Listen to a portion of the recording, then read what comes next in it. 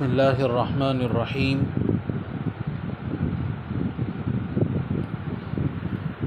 آج بڑے افسوس کا مقام ہے کہ دنیا جہاں کی باتیں ہم جانتے ہیں اور گناہوں کی باتیں ایسی یاد ہیں کہ کبھی ذہن سے محو اور ڈیلیٹ ہی نہیں ہوتی۔ آج تو موبائل اور انٹرنیٹ کا دور دورہ ہے۔ چھوٹے چھوٹے بچے بچیوں کو فلموں کے پورے گانے اور عورتوں کو بطور خاص ڈراموں کی پوری اسٹوریاں یاد ہیں، نیز کس میچ میں کس کھلاڑی نے کتنے رنز بنائے اور کس بولر نے کتنی وکٹ لی اور کس کھلاڑی نے اب تک کتنے رنز بنائے ہیں اور وکٹ لی ہے۔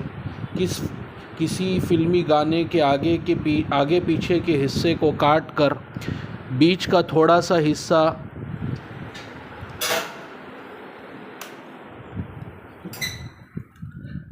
دیا جائے تو جواب فوراً حاضر کہ یہ گانا فلاں فلم کا ہے اور فلاں نے فلاں موقع پر گایا ہے وغیرہ وغیرہ، یہ سب یاد ہے۔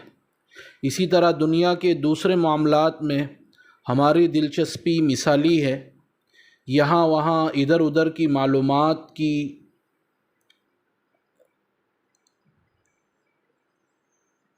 خبر ہے، لیکن اگر یاد نہیں تو کیا یاد نہیں؟ پیغمبر صلی اللہ علیہ وسلم کی سیرت یاد نہیں، حالات یاد نہیں، اور نہ پڑھنے کی فکر ہے اور نہ جاننے کی۔ جگر مراد آبادی نے اسی کا رونا رویا ہے۔ با ہماں ذوق آگہی ہائے رے پستی بشر، با ہماں ذوق آگہی ہائے رے پستی بشر، سارے جہاں کا جائزہ اپنے جہاں سے بے خبر۔ یعنی ذوق آگہی کا مطلب یہ ہے کہ ساری دنیا کی ریسرچ کا ذوق ہے، معلوم کرنا ہے یہ کیا، یہ کیوں، لیکن انسان کی پستی کا یہ عالم ہے کہ ساری دنیا کا جائزہ اور اپنے جہاں سے بے خبر، چراغ تلے اندھیرا ہے۔ پیغمبر علیہ السلام کی شان میں اگر کوئی خبیث النفس شخص شرارت کر کے اور گستاخی کرے تو ہمارا خون کھول جاتا ہے، اور واقعتاً ضرور کھولنا چاہیے۔ جتنا بھی اس پر غصہ آئے کم ہے، لیکن یہ بھی تو دیکھیے کہ پیغمبر علیہ السلام اور ان کی سیرت کے ساتھ ہم نے خود کیسا تعلق قائم کر رکھا ہے۔ ہمیں اس کا جائزہ لینے کی ضرورت ہے کہ ہمارے بچوں، جوانوں، بوڑھوں، مردوں اور عورتوں میں پیغمبر علیہ السلام کی باتوں کا تذکرہ کتنا ہوتا ہے، ہماری زندگی سنتوں سے کتنی معمور ہے، اس کی ہمیں فکر کرنی چاہیے۔ ہر مسلمان جانتا ہے کہ اسلام جائز حدود میں رہتے ہوئے اپنے ماننے والوں کو تعلیمی، معاشی اور دنیاوی ترقیوں کی جانب قدم آگے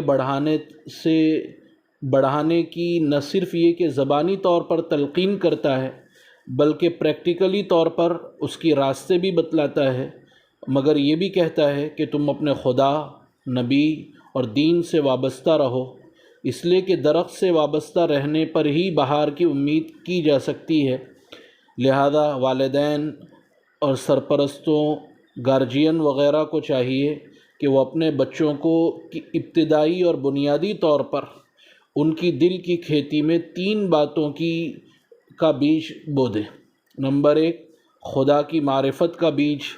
ان سے وقتاً فوقتاً پوچھتے رہیں، ہمیں کھانا کون کھلاتا ہے، ہمیں کس نے پیدا کیا، ہمیں کون موت دیتا ہے، وغیرہ وغیرہ۔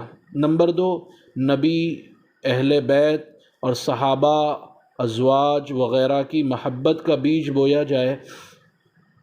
نمبر 3، تلاوت قرآن کا جذبہ اور شوق ان کے اندر پیدا کیا جائے۔ اس تربیت اور تعلیم کا اثر یہ ہوگا کہ جب بچہ بڑا ہوگا تو زندگی کے کسی مرحلے میں کوئی بھی شخص اس کا ذہنی اغوا اور اس کو مائنڈلی طور پر کڈنیپ نہیں کر سکتا، اس لیے کہ یہ سب جانتے ہیں کہ جب طوفان آتے ہیں تو وہی گھر اور درخت متاثر ہوتا ہے جس کی بنیاد اور جڑ مضبوط نہیں ہوتی ہے۔ اگر بچوں کی پرورش اور نشو و نما، گروتھ دینی بنیادوں پر ہو تو اسلام، دین اور سیرت نبوی سے متعلق ہر ضروری سوال کا جواب وہ اپنی بچپن کی زندگی اور بڑھاپے دونوں میں آسانی کے ساتھ دے سکتا ہے۔ اس کے لیے بس توجہ، دلچسپی، فکر اور اہتمام کی ضرورت ہے۔ اور یہ بات یاد رکھنے کی قابل ہے کہ نبی کریم صلی اللہ علیہ وسلم کی معرفت جس قدر قوی ہوگی، مضبوط ہوگی، آپ سے محبت بھی اسی قدر شدید ہوگی۔ پہچان کم ہونے سے آپ کی محبت میں کمی واقع ہوگی، اور آپ کی پہچان کے حاصل کرنے کے لیے سیرت نبویہ سے متعلق کتابوں کا مطالعہ نہایت ضروری ہے۔ جو دنیا کی تقریباً تمام اہم زبانوں میں سیرت کی کتابیں موجود ہیں، آپ کی سیرت سے متعلق مستند آڈیوز بلکہ ویڈیوز بھی موجود ہے۔ محمد کی محبت دین حق کی شرط اول ہے، محمد کی محبت دین حق کی شرط اول ہے، اسی میں ہو گر خامی تو سب کچھ نامکمل ہے۔ اسی مقصد کے تحت یہ ایک چھوٹا سا سلسلہ سیرت کا پیغام امت کے نام کے عنوان سے یہ پروگرام شروع کیا گیا ہے، اللہ کے نام سے، کہ روزانہ ہم تھوڑی دیر سیرت رسول کے واقعات اور ان سے حاصل ہونے والے اسباق وغیرہ کو سنیں گے تو انشاءاللہ اس سے دلچسپی پیدا ہوگی، محبت میں اضافہ ہوگا، اور پھر انشاءاللہ دل میں سنتوں پر عمل کرنے کا جذبہ بھی بیدار ہوگا، اور ہمارے گھروں کے اندر سنتیں زندہ ہوگی، ہماری سیرت و صورت، عادت اور اخلاق سنتوں کے رنگ میں رنگ جائیں گے۔ دعا کیجیے اللہ تعالیٰ اس تعلیمی سلسلے کو جاری اور ساری رکھے، اخلاص عطا فرمائے اور قبولیت نصیب فرمائے، نجات، ہدایت اور اصلاح کا ذریعہ بنائے۔ بات دراصل یہ ہے کہ آپ صلی اللہ علیہ وسلم کی سیرت کے اتنے گوشے ہیں، اس کی اتنی برانچیز ہیں کہ اگر ان کو تفصیل سے بیان کیا جائے تو اس کے لیے کئی گھنٹے، دن، بلکہ مہینے اور سال بھی ناکافی۔ لکھنے والوں نے مضامین کے مضامین لکھ ڈالے، آرٹیکلز، اور کتنے شاعروں نے اشعار کے انبار لگا دیے۔ ہر زبان میں کتابیں ہی کتابیں، ایک گوشے پر کتابیں لکھ ڈالی۔ بعض کتابیں تو 80 اور اس سے زیادہ والیوم اور جلدوں میں موجود ہیں۔ حیرت ناک بات تو یہ ہے کہ سیرت رکھنے والوں نے آپ کے نعلین مبارکین یعنی جوتوں پر کتابیں لکھی۔ عربی زبان میں خالی آپ کے جوتوں پر 55 سے زیادہ کتابیں لکھی ہوئی، اور تاحال یہ سلسلہ جاری ہے، بلکہ روز اس میں ترقی ہو رہی ہے۔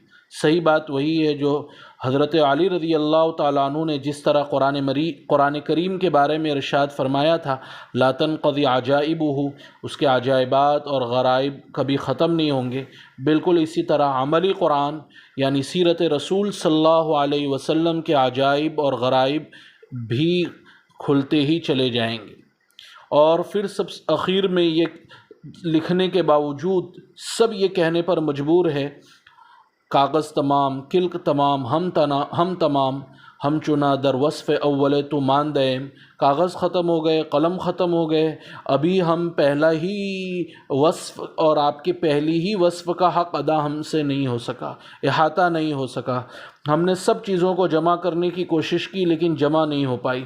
شاعر نے بالکل سچ کہا ہے، لا یمکن الثناء کما کان حقہ بعد از خدا بزرگ تو یہ قصہ مختصر۔ آپ صلی اللہ علیہ وسلم کی شایان شان تعریف ناممکن ہے۔ قصہ مختصر یہ کہ اللہ تعالیٰ کے بعد اگر کسی کا مرتبہ ہے تو وہ آپ صلی اللہ علیہ وسلم کی ذات عالی کا ہے، لیکن اس کا مطلب ہرگز یہ نہیں کہ ہم سے سیرت رسول اللہ صلی اللہ علیہ وسلم کا جو تذکرہ ہو سکتا ہے وہ بھی نہ کریں، بلکہ اپنی تمام تر کوتاہیوں کے اعتراف کے باوجود ما لا یدرک کلہ لا یترک کلہ، جس کو مکمل حاصل نہیں کیا جا سکتا مکمل چھوڑا بھی نہیں جا سکتا، ضرور اس کا ذکر کرنا چاہیے۔ چنانچہ حکیم الامت حضرت تھانوی نور اللہ مرقدہ نے اپنے رسالہ نشر الطیب کی فصل نمبر 39 میں آیت شریفہ اور روایات حدیثہ نقل کرنے کے بعد لکھا ہے، غرض حق تعالیٰ کے ارشاد سے، حضور صلی اللہ علیہ وسلم کے قول و فعل سے، صحابہ و تابعین کے عمل سے اس ذکر شریف یعنی آپ صلی اللہ علیہ وسلم کے فضائل، خصائل، شمائل اور حالات کے سننے سنانے کا مندوب اور محبوب ہونا معلوم ہوا۔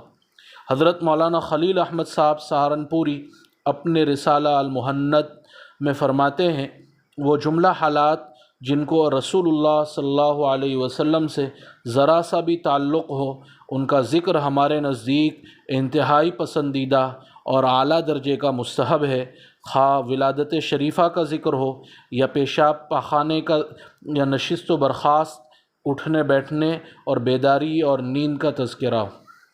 سیرت اقدس کا دل سے تذکرہ جب بھی ہوا وہ مبارک ساعتیں جانے بہارا ہو گئی۔ اخیر میں سننے والوں سے بڑی عاجزی کے ساتھ درخواست ہے کہ دل میں عقیدت کے جذبات پیدا کیجیے، شوق کے کانوں سے سنیے، اتباع اور عمل کا جذبہ پیدا کیجیے اور اپنے آپ کو وقت اور تاریخ کا وہ مسافر تصور کیجیے جو زبان حال سے یہ کہتا ہوا، ہاں دکھا دے اے تصور پھر وہ صبح و شام تو، ہاں دکھا دے اے تصور پھر وہ صبح و شام تو، لوٹ پیچھے کی طرف ایک گردش ایام تو، اس کا مصداق بن کر زمان اور مکان کی سرحدیں عبور کرتا ہوا اسی دور میں اور اسی دیار میں پہنچ جائے جہاں ذرے بھی ہیروں کے مانند چمکتے ہیں اور جہاں راستے کی خوشبو بتلا دیتی ہے کہ ابھی تو کوئی ان راہوں سے گزرا ہے۔ یا رب صلی وسلم دائما ابدا علی حبیبک خیر الخلق کلہم۔